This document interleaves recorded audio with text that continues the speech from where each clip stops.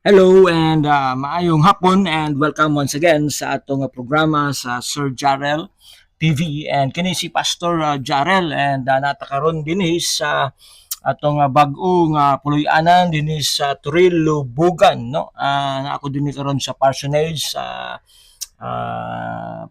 Purok Purok 1-B no Lubugan no naami dinhi sa compound sa Grace Missionary Baptist Church Lubugan and this is also my one way sa pag-invite sa everyone no nga naatay mga schedule sa atong prayer meeting diha no ginahimo nato sa adlaw sa Domingo matag alas 6 sa gabi no hangtod na siya sa alas 7 o ang atong panimbahon matag Domingo no magsugod ka na siya sa alas 8 natay Sunday school na to hangtod na siya sa alas 10 alas 11 sa udto mga kaigsunan and magpadapadayon kita sa atong lesson no as you remember nagsugod ta sa atong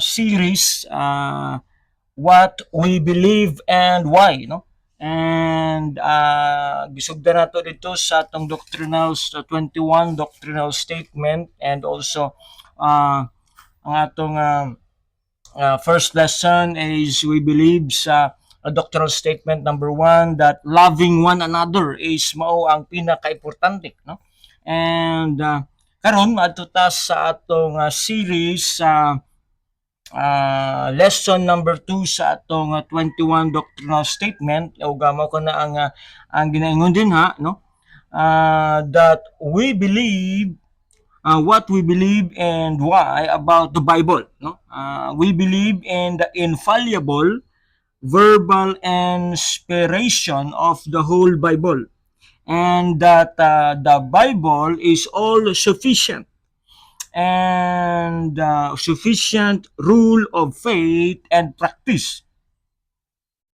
Sa Cebuano, mao kini atong hubad sa Cebuano mga kaigsunan, nagatuo kami nga ang Biblia ang pulong sa Dios nga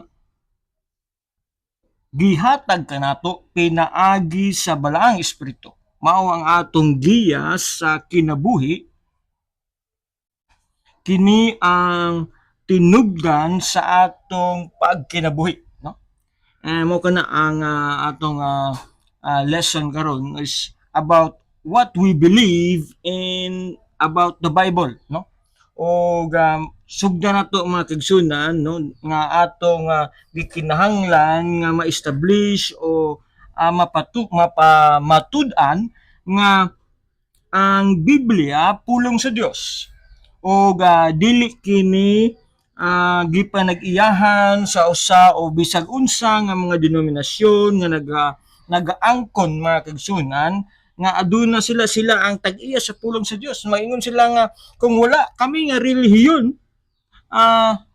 wala kamoy Biblia. Mo kana ang ilang gina-claim mga kaigsunan o atong pamatud-an pinaagi sa pulong sa Dios kung unsa ang ingon sa Dios mahitungod sa iyang pulong mga kaigsunan. O una nato nga tun-an mao kining dinhi sa Book of Psalms chapter 119 verse 160. Og mao kini ang giingon din ha. Ingon diha, thy word is true from the beginning, and every one of thy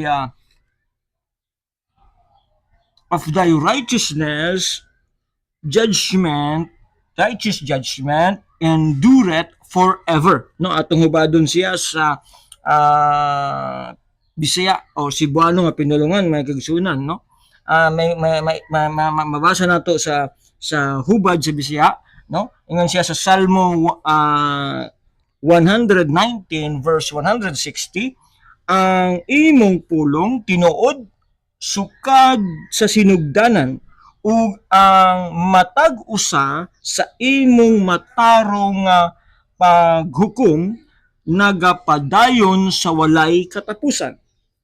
Or sa another version sa uh, mga maayong balita Biblia, nagaingon diha Salmo 119 verse 116, nagaingon kamatuuran mao ang natingban sa imong pulong o sa imong pulong ug ang tagsa-tagsa sa imong matarong nga mga tulumanon nagapadayon sa walay katapusan. Kita nato di ang mga kaigsunan, no?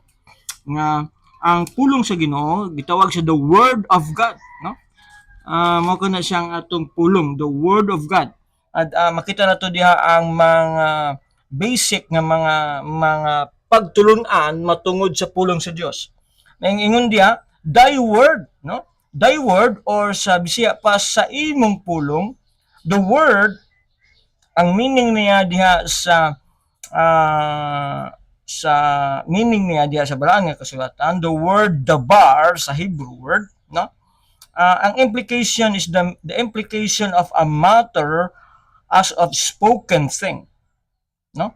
Gisulti nga pulong, no? Giingon po diha also a thing also written, pwede masulat, no?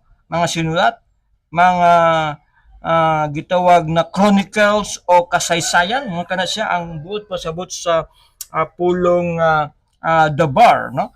And also gitawag diya commandments o kasuguan, mga decree o mensahe sa pulong sa Dios, spoken or written things or bitudlo na pulong, mo kana siya, no? The same things gitawag nga commandments na siya sa makita nato diya sa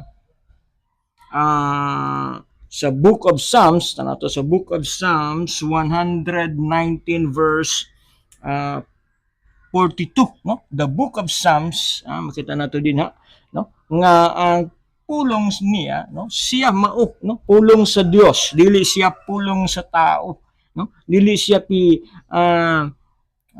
hinimo o inangkon sa tao, kundi kini gitawag siya nga pulong sa Dios. Makita na to diya, no? Psalms 119,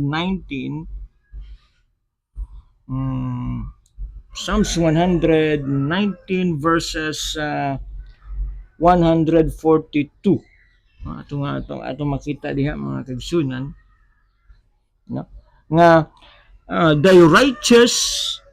thy righteousness is an everlasting righteousness, and thy law is truth. No? Sama sa gipamulong sa Dios, no, nga words, spoken words of God, it is also considered as the law o balaod sa atong Ginoo, no? Itawag siya nga balaod. And also diha sa verse 144, ingon siya diha, thy righteousness of thy testimony, gitawag siya nga testimony sa Dios, and also everlasting, no, ang iyang testimony, gitawag siyang pamatuod, no? So makita, no, ang pulong sa Dios, iyaha nga pulong nagikan siya ha, og gikuan pud siya diha nga balaod sa Dios nga kamatuoran, mga kaigsunan, og diha pud nato makita ang word nga testimony, no? The word testimony, no? Nga ang iyang nga pulong is usa ka pamatuod, mga kaigsunan, no? Mao kana siya ang nagapamatuod sa iyang mga katawhan, nga ang iyang pulong nagauban, no? Nagauban sa iyang mga katawhan, mga kaigsunan. Muna nga makita nato din nga very clear and simple diya sa pulong pa lang sa verse 160 nga kini the word, thy word, or kini iyang pulong sa Dios, and gitawag kini nga kasuguan, mensahe sa Dios, spoken and written message of God, no? The word, the bar na diha nato makita, and also commandment, and also testimony nga pamatuod sa Dios nga siya matuod nga Dios, no? Diha nato makita nga makita nato diha nga ang pulong, no? In application nito, kamusta ba ang atong treatment sa pulong sa Dios, no? Atong ang uban diha, no?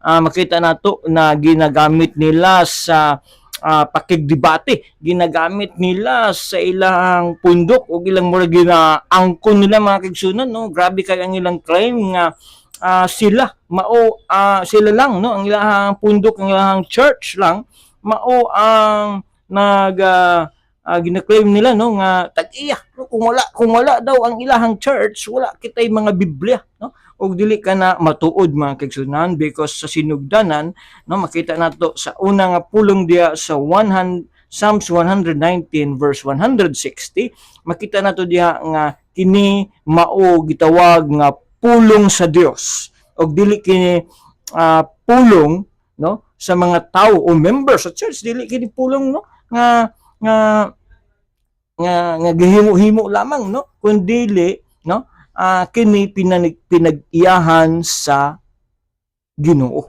no. We will go deeper as we go along mga kaigsunan, no, sa atong study, no. Gi-establish lang nato karon nga adlaw mga kaigsunan atong gipamatud-an nga kining pulong, no, dili kini pulong sa tao kundi pulong sa Dios. Og kini nga pulong mga kaigsunan, pulong sa Dios, mao kini ang kamatuoran, no. Diya nato makita sa atong verse mga kaigsunan, no, sa verse Psalms 119 verse 160 mga kaigsunan, nga kini nga pulong mga kaigsunan tinuod, no, mga kaigsunan. Mao kana makita nato diha, no, thy word is true, no, makita nato diha nga ang pulong diha nga kamatuoran, no, or sa kwan diha sa Hebrew is emeth, no, or nagapakita kinibot pasabot stability, no, nagapamatuod kini sa pulong sa Dios nga dili gikinahanglan og mga uban pa nga mga ebidensya nga makita nato, because it is confirmed by God and by the Bible itself nga kini matuod, no, but thy word is true mga kaigsunan. Naadhe gitawag nga term sa Hebrew word kining pulong nga true, no, kung ibalikan nato diha sa Hebrew niya, no, ang buot pasabot certainty, no, naay kasiguruhan, no, because kini pulong sa Dios, nakasiguro kita nga kini matuod mga kaigsunan, no. Diha po nato makita ang pulong sa word, sa Hebrew word niya, no, kung atong itanawon sa Hebrew word, ang word nga trustworthiness, masaligan mga kaigsunan. Ang pulong sa Dios masaligan nato mga kaigsunan, no. Og diha po nato makita ang word or ang pulong sa Dios faithful, matinumanon. Very good news kana alang ka nato mga kaigsunan, because all the promises of God matuman gayud mga kaigsunan. So makita nato nga ang pulong sa Dios matinumanon and very faithful ug kini matuman. Pag maingon ang pulong sa Dios nga naghatag siya og mga senyalis nga hapit na mubalik siya, no, nakita nato mga kaigsunan, hinay-hinay, no, ang mga propesiya is unfolding, no, mga kaigsunan, o kana matuman mga kaigsunan. And the word of God is sure mga kaigsunan. When we say it is true, sigurado mga kaigsunan nga masaligan mga kaigsunan. Og makita nato mga kaigsunan, no, daghan kaayo nga nagapangita nga mga bright, mga gialamon nga mga tao nga gusto nila gubaon ang pulong sa Dios apan sigurado nga dili nila mga kaigsunan mamali, no, because ang pulong sa Dios makita nila gayud mga archaeology, no, daghang kaayo, no, mga ma-example nato diha ang story ni Dr. Lee Strobel mga kaigsunan, no. Usa siya ka taong dili nagatuo nga adunay Dios, no? He is an atheist, but because of iyahang desire to disprove the word of God, naghimo siya og scientific investigation, mga kaigsunan, si Dr. Lee Strobel. And at the end of his research, mga kaigsunan, Dr. Lee Strobel converted to Christianity and believe God, no? Mao kana nga makita nato diha ang mga iyang mga libro, mga kaigsunan, no, nga nagapamatuod kayo nga tinuod ang pulong sa Dios, mga kaigsunan. God's word is based on the truth, no, kamatuoran, ug ang God's word is absolute. Hingpit kana, mga kaigsunan, no? Mao kana makita nato diha, no, nga it is righteousness. And diya sa verse 100, Psalms 119 verse 144, thy word is righteousness, of thy testimonies is everlasting. Give me understanding that shall I live. Nagahatag kini kanato og pagsabot sa iyang pulong, mao ka nga hingpit siya, mga kaigsunan. Og another verse nga makita nato diya, no, in the book of Psalms, mga kaigsunan, chapter 19 verse 9, mga kaigsunan. Ingon siya diha nga Psalms chapter 19 verse 9, the fear of the Lord, no, is clean, enduring forever. The judgment of the Lord is righteous altogether. So diya kung atong ikuan sa kinatibuk-an, mga kaigsunan, ang pulong sa Dios, no, mao kana ang source sa atong kamatuoran. Makita diha nato nga mao kana ang atong source, atong giya, mga kaigsunan, ug unsaon nato pag kinabuhi sa adlaw-adlaw nato pag kinabuhi sa isip Kristohanon og mga anak sa Dios, no? Diha nato makita. Ikatulo, no? Ikatulo nato nga makita diha, mga kaigsunan, no? Ang pulong sa Dios is true from the very beginning, no? Tinuod siya, no? Sukad sa sinugdanan. Mao kana siya, no? Tinuod sukad sa sinugdanan, no? In the Hebrew word kanang giningon diha nga beginning, no, is rosh, no? Ang literal sense of the word rosh is the word head, mga kaigsunan, or from the first place, or first time, or first thing, or makita po dito the word from the top, no, sa sinugdanan, mga kaigsunan.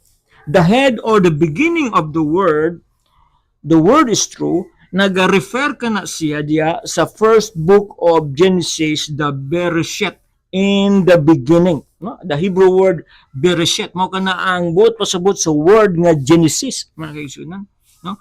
So every word diya sa Ginoo nga iyang gisulti o iyang gisulat, mga kaigsunan, from the very beginning book, no, sa sinugdanang libro nga makita nato sa pulong sa Dios, og ngadto dito sa pinakaulahi, from the end, the laws and the prophets and all, no, and all that will yet be spoken, mga kaigsunan, as the following of the from the fountain of truth, thy word that endure forever. Gikan sa pulong sa Dios ang tinubdan ni ana nga mga pulong from the book of Genesis hangtod sa Revelation, in the book of Revelation, mga kaigsunan, ang source of tinubdan niya na ang Dios, mga kaigsunan, no? And we will study that in the sa next na mga lesson, mga kaigsunan. This is just an introduction, padayon kamo sa pagpaminaw, padayon sa pag-follow na ini nga kuno nato diya sa TikTok, sa Facebook, sa Sir Jarrell TV, mga kaigsunan, aron makapadayon kamo sa paminaw. In conclusion, makita nato, mga kaigsunan, no, nga the Bible is the word of God, no? Pulong siya sa Dios, and dili siya pulong nga nagikan lamang sa mga tao nga regular, mga kaigsunan. They are inspired, mga kaigsunan. By the way, we will talk about the inspiration of the word of God later on, mga kaigsunan. The Bible is true from the very beginning until to the end. From the Old Testament to the New Testament, mga kaigsunan, kana siya gi-verified sa pulong sa Ginoo nga matuod mga kaigsunan. And as a Christian and as a follower, we must be clear to us that the Bible belong and owns by God alone. No? Dapat establish ang kamatuuran, mapamatud-an, magunitan, mabarugan nato mga kaigsunan nga ang pulong sa Dios gikan sa Dios mga kaigsunan. Dili kini siya pigi pa nag-iyahan sa mga religious organization, no? Or nga ubang nagaingon nga sila mao ang tag-iya ni ana nga pulong mga kaigsunan. And also ang challenge karon na panahon mga kaigsunan nga takna mga kaigsunan, no? Are we researching, are we questioning the word of God na batay mga doubts mga kaigsunan, no? And I challenge you to search mga kaigsunan, no? Make your own independent research mga kaigsunan, imong tukion, no? Sama sa gihimo ni Lee Strobel mga kaigsunan, no? The case of Christ, the case of the Bible, no? Make a case, no? Against Christ, no? Ingon pa gani sa katong namatay nga si katong Charles Kirk mga kaigsunan, no? Prove the Bible wrong mga kaigsunan. Ang mga kamatuoran sa Bible imong i-prove nga wrong, and you will see mga kaigsunan sa imong pagtuki o sa imong pagpaminaw mga kaigsunan sa pulong sa Dios, makita nimo nga tinuod ang pulong sa Dios. And like those who are atheists, those who do not believe mga kaigsunan sa pulong sa Dios, they are proven wrong and nahimo silang mga Kristohanon sama ni Lee Strobel mga kaigsunan. Ang next challenge na to diha is, am I treating the word of God mga kaigsunan as His word? Ako bang ginatratar kini nga iya nga pulong og naga-meditate? Are we meditating the word of God? No mo kinatong mabasa diha sa book of Joshua mga kaigsunan. In the book of Joshua chapter 1 mga kaigsunan, no? Atong basahon diha, no? Nga atong makita diha sa verse 8, no? Chapter 1 verse 8 mga kaigsunan, no? Ang pahimangno ni Joshua diha, no? This book of the law shall not depart out of thy mouth, but thou shalt meditate there day and night, therein, day and night. Yan siya. Thou mayest observe to do according to all that is written therein, for thou shalt make thy way prosperous, and thou shalt thou shall have good success. Kung gusto daw nato nga mahimong successful diya sa atong kinabuhi, kung gusto daw nato nga maging prosperous kita mga kaigsunan, no? Let's believe the word of God and also meditate day and night, no? O muka na ang atong ginabilin nga verse mga kaigsunan. O daghang salamat. You are watching Sir Jarrell TV, and also kini si ang inyong ubos nga alagad si Pastor Arnold Jarrell, and live na kita karon dinhi dinhi kita karon nag-record sa atong mga video diha sa dinhi sa Grace Missionary Baptist Lubugan, Turil, no? And kung naamoy time pwede ta diha, no? Ginaimbitahan ko kamo kung naa kamo din na doon lamang sa dinhi sa lugar sa Turil mga kaigsunan, no? Pwede mo nga mobisita dinhi sa atong simbahan. There is Grace Missionary Baptist Church mga kaigsunan, and we will pray together and grow together mga kaigsunan. Daghang salamat.